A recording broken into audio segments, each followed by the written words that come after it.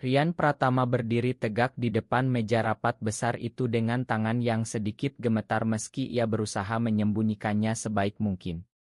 Kami harus melepaskan Anda dari posisi Direktur Pemasaran Rian karena nilai-nilai perusahaan tidak lagi sesuai dengan pilihan hidup Anda yang berbeda, kata Pak Budi Sangceo dengan suara datar tanpa emosi sementara rekan-rekan kerja yang dulu selalu tersenyum padanya kini menunduk menghindari tapannya.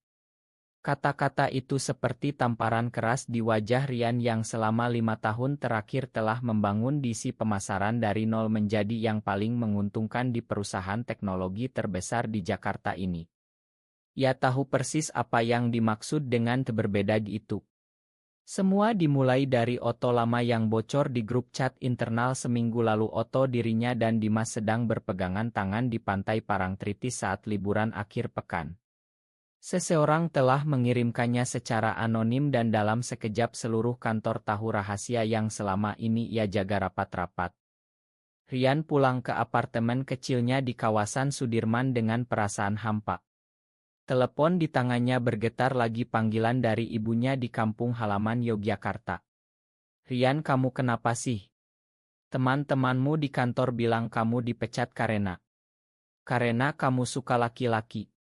Anakku, tolong bilang ini tidak benar ya. Suara ibunya pecah di ujung sana membuat dada Rian sesak. Ia duduk di sofa sendirian memandang langit malam Jakarta yang penuh lampu neon. Selama ini ia selalu menjadi anak kesayangan yang sukses lulus 2 di luar negeri kembali ke Indonesia dengan gelar bergengsi dan langsung naik jabatan cepat. Tapi sekarang semua itu seolah lenyap hanya karena satu rahasia yang ia anggap pribadi. Malam itu ia menelepon Dimas, teman dekatnya sejak kuliah yang selama 3 tahun terakhir menjadi tempat ia berbagi segalanya. Dim, mereka tahu semuanya. Aku dipecat hari ini. Suara Rian hampir hilang. Dimas yang sedang di Bandung langsung naik kereta malam untuk datang ke Jakarta. Aku di sini untukmu, Rian. Kita hadapi bersama. Kata-kata itu sedikit meringankan beban tapi tidak menghilangkan rasa sakit yang menggerogoti hati Rian sepanjang malam. Keesokan harinya ia menerima surat resmi pemutusan hubungan kerja lengkap dengan pesangon yang cukup besar, tapi itu tidak ada artinya dibandingkan harga diri yang hancur. Rekan kerja lamanya seperti Sinta yang dulu selalu memuji idenya kini berpura-pura tidak kenal saat bertemu di lift. Rian mulai merasa dunia kerjanya yang dulu begitu cerah kini gelap gulita. Ia menghabiskan hari-hari berikutnya di apartemen mencoba menyusun resume baru, tapi setiap kali menulis Direktur Pemasaran terasa malu itu kembali muncul. Apakah aku harus sembunyi selamanya, gumamnya pada cermin kamar mandi. Dimas tiba di Jakarta membawa tas penuh makanan kesukaan Rian dan pelukan hangat yang tidak perlu kata-kata. Mereka duduk di balkon apartemen memandang lalu lintas malam sambil berbicara pelan tentang masa depan yang tiba-tiba terasa tidak pasti. Mungkin ini saatnya kita mulai sesuatu yang benar-benar milik kita sendiri, kata Dimas sambil memegang tangan Rian dengan lembut. Rian mengangguk meski hatinya masih ragu. Di luar sana Jakarta terus berdenyut tanpa peduli pada satu orang yang baru saja kehilangan segalanya karena siapa dirinya sebenarnya. Beberapa minggu kemudian Rian memutuskan pulang ke Yogyakarta untuk menghadapi keluarga secara langsung. Kereta malam dari Gambir penuh sesak tapi pikirannya lebih sesak lagi. Sesampainya di rumah orang tua di kampung Kauman yang masih kental nuansa Jawa tradisional, ia langsung disambut tatapan dingin ayahnya yang pensiunan guru. Kamu membuat malu keluarga, Rian. Tetangga sudah banyak yang bertanya. Bagaimana kamu bisa seperti ini? Kami mendidikmu untuk jadi orang sukses, bukan? Bukan begini. Kata-kata ayahnya menusuk seperti keris. Ibu Rian hanya menangis di dapur sambil menyusun lauk untuk makan malam. Adik perempuannya yang masih kuliah di UB malah memeluknya erat dan berbisik, "Kak, aku dukung kakak apa adanya." Malam itu di teras rumah Rian menceritakan semuanya mulai dari masa kuliah di Bandung saat pertama kali menyadari perasaannya pada laki-laki sampai hubungannya dengan Dimas yang selama ini ia jaga rahasia. Air mata mengalir tanpa bisa dicegah. Aku capek sembunyi bapak. Aku tetap anak bapak yang sama. Ayahnya diam lama sebelum akhirnya bangkit dan masuk ke kamar tanpa kata. Rasa sakit itu lebih dalam dari pemecatan di kantor. Kembali ke Jakarta, Rian mulai merasa perlu perubahan besar. Ia dan Dimas memutuskan untuk mendirikan startup kecil bernama Ecoice yang fokus pada kampanye pemasaran digital untuk isu lingkungan dan sosial. Modal awal dari pesangon dan tabungan Dimas yang bekerja sebagai desainer grafis. Kantor mereka hanya satu ruangan kecil di kawasan Kemang yang disewa murah. Hari-hari pertama penuh tantangan, klien sulit didapatkan karena nama Rian masih dianggap bermasalah di kalangan korporat lama. Suatu malam saat mereka berdua lembur menyusun proposal, Rian menangis di bahu Dimas. Aku takut gagal, Dim, semua orang bilang aku tidak layak lagi. Dimas memeluknya erat tanpa kata berlebih, hanya kehangatan yang membuat Rian merasa tidak sendirian. Perlahan mereka mulai dapat proyek kecil dari LSM lingkungan di Bali. Rian merancang kampanye media sosial yang cerdas menggunakan cerita lokal tentang pelestarian hutan mangrove yang viral di TikTok dan Instagram. Untuk pertama kalinya setelah pemecatan ia merasa hidupnya punya tujuan lagi. Tapi tidak semua berjalan mulus. Teman lama dari kantor dulu, Sinta, menelepon suatu hari dengan nada penuh penyesalan. Rian, aku yang bocorkan foto itu. Makan aku terdesak bos waktu itu. Pengakuan itu seperti pisau baru yang menusuk. Rian marah tapi juga sedih karena Sinta adalah teman yang pernah ia anggap saudara. Kenapa kamu lakukan itu, Sin? Tanyanya dengan suara bergetar. Sinta hanya menangis di telepon, mengatakan tekanan kerja dan takut kehilangan jabatannya sendiri. Rian memakannya meski luka itu tetap ada. Pengalaman itu mengajarkannya bahwa prasangka bisa datang dari orang terdekat. Di tengah semua itu hubungannya dengan Dimas semakin dalam. Mereka tidak pernah berlebihan, hanya saling mendukung dalam diam saat Rian lelah atau Dimas khawatir soal keuangan startup. Keluarga Rian mulai melunak setelah ibunya datang ke Jakarta dan melihat sendiri bagaimana Rian dan Dimas bekerja keras. Mungkin ibu salah paham selama ini, nak, katanya sambil memasak di dapur apartemen kecil mereka. 6 bulan berlalu, Ecoice mulai tumbuh. Rian berhasil mengamankan kontrak besar dengan sebuah perusahaan kopi organik di Jawa Barat yang ingin kampanye dari petani untuk bumi. Tim mereka bertambah menjadi 5 orang termasuk 2 desainer muda yang kagum pada isi Rian. Setiap pagi Rian bangun dengan semangat baru meski kadang mimpi buruk tentang pemecatan masih datang. Suatu hari ia diundang menjadi pembicara di konferensi pemasaran digital di Jakarta Convention Center. Tema acaranya branding yang autentik. Rian berdiri di panggung dengan jantung berdegup kencang menceritakan perjalanannya tanpa menyebut detail pribadi, tapi semua orang di ruangan seolah mengerti. Tepuk tangan meriah membuatnya merasa dihargai lagi sebagai profesional, bukan karena orientasinya. Dimas duduk di baris depan tersenyum bangga. Malam itu mereka merayakan kecil-kecilan di warung sate dekat kantor sambil tertawa mengingat hari-hari sulit dulu. Namun ujian baru datang saat ayah Rian jatuh sakit di Yogyakarta. Rian terbang pulang dan menghabiskan 2 minggu merawat ayahnya di rumah sakit. Di sela-sela itu ayahnya akhirnya bicara terbuka. Bapak takut kamu menderita, nak. Dunia ini belum siap dengan orang seperti kamu. Rian memegang tangan ayahnya erat. Bapak justru yang mengajarkan aku untuk jujur dan kerja keras. Sekarang aku hidup jujur dan tetap berhasil. Percakapan itu menjadi titik balik, keluarga mereka mulai menerima Dimas sebagai bagian dari hidup Rian meski masih dengan cara yang pelan dan hati-hati. Kembali ke Jakarta, Rian menemukan bahwa startup mereka mendapat perhatian dari investor asing. Sebuah perusahaan dari Singapura menawarkan pendanaan jutaan dolar untuk mengembangkan platform AI yang membantu pedesaan memasarkan produk ramah lingkungan. Rian dan Dimas bekerja siang malam menyusun pitch deck. Saat presentasi di depan investor, Ryan merasa semua pengorbanannya selama ini berbuah. Kami bukan hanya menjual produk, kami menjual cerita keberanian dan keberlanjutan, katanya dengan suara mantap. Investor itu tersenyum dan langsung menandatangani kesepakatan.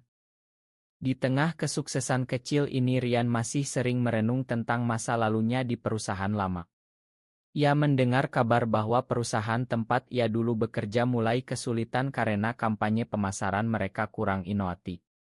Bos lamanya Pak Budi sering disebut dalam berita bisnis karena target penjualan menurun drastis. Ryan tidak merasa dendam, hanya sedikit getir.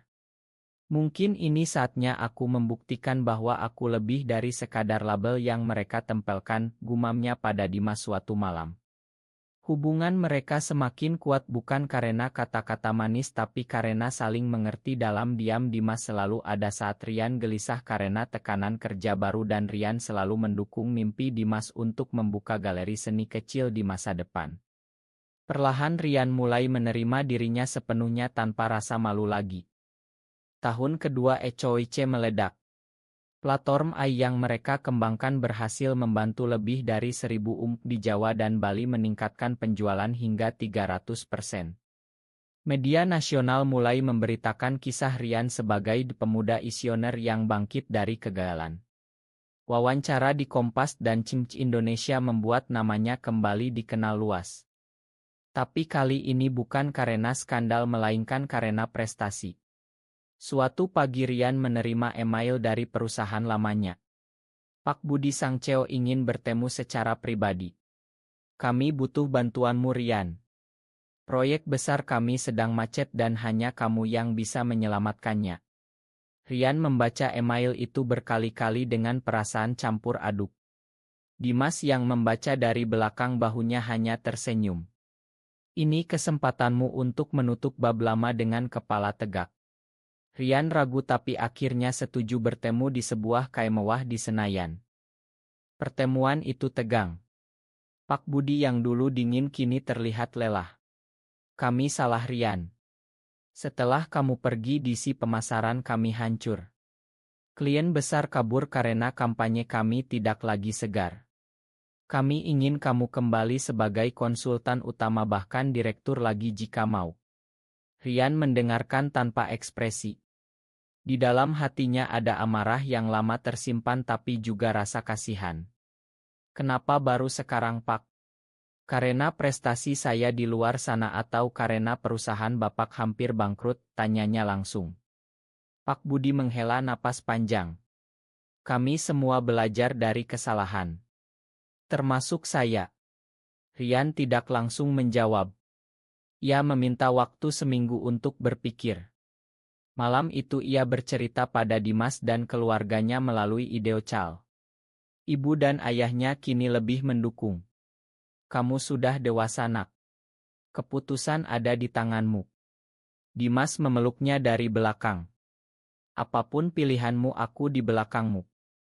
Selama seminggu itu Ryan merenung dalam-dalam. Ia mengunjungi kantor ECOIC yang kini lebih besar dan melihat tim mudanya yang penuh semangat. Ia sadar bahwa meski perusahaan lama menawarkan gaji fantastis dan jabatan tinggi, ia sudah menemukan kedamaian di jalan yang ia pilih sendiri. Tapi di sisi lain ia ingin membuktikan pada dunia bahwa orang seperti dirinya bisa sukses di mana saja bahkan di tempat yang pernah menolaknya. Akhirnya ia memutuskan menerima tawaran sebagai konsultan eksternal bukan kembali sepenuhnya. Saya akan bantu Pak tapi dengan syarat perusahaan ini mengadakan pelatihan sensitivitas terhadap keragaman. Termasuk ISULB. Pak Budi mengangguk setuju meski terlihat terpaksa. Kerja sama itu dimulai dan dalam waktu singkat kampanye baru yang dirancang Ryan berhasil menarik klien besar lagi. Nama perusahaan lama bangkit kembali tapi kali ini dengan Ryan sebagai pahlawan di belakang layar. Kesuksesan itu menyebar cepat.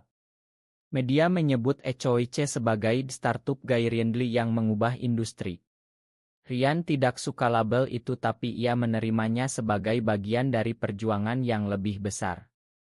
Ia mulai diundang ke berbagai seminar di seluruh Indonesia bahkan ke Singapura dan Malaysia untuk berbagi pengalaman. Dimas selalu mendampinginya dengan senyum tenang. Suatu hari di acara besar di Bali, Rian bertemu dengan Sinta, mantan rekan kerjanya yang dulu membocorkan rahasianya. Sinta mendekat dengan mata berkaca-kaca. "Aku bangga padamu, Rian. Makan aku sekali lagi." Rian memeluknya ringan. "Sudah berlalu, Sin. Sekarang kita sama-sama belajar."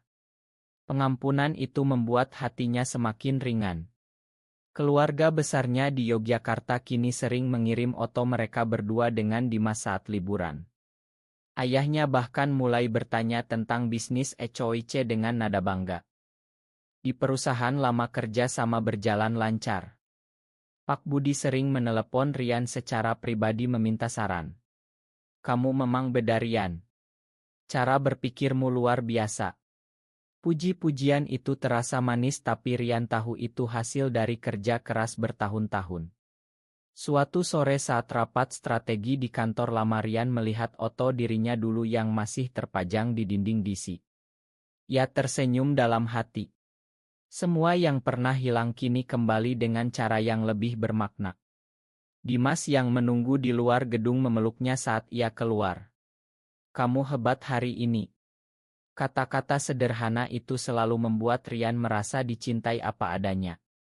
Hubungan mereka tidak pernah dramatis, hanya tenang dan kuat seperti akar pohon mangrove yang mereka promosikan.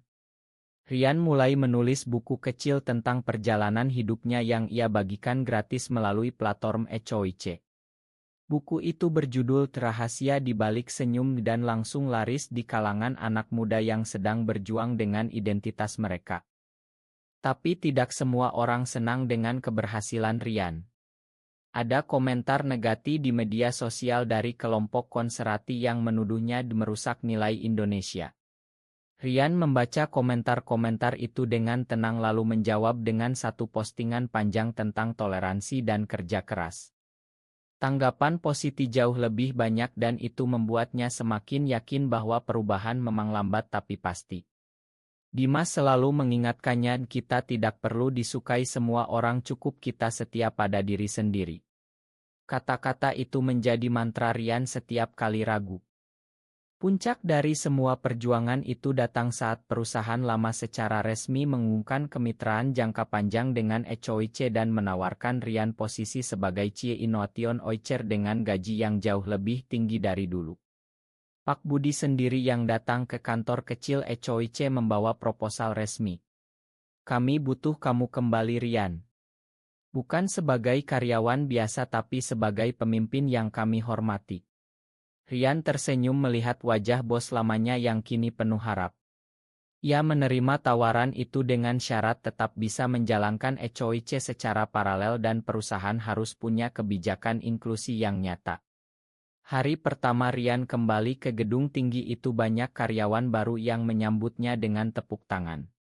Sinta yang kini menjadi manajer senior memeluknya erat. "Selamat datang kembali, bos."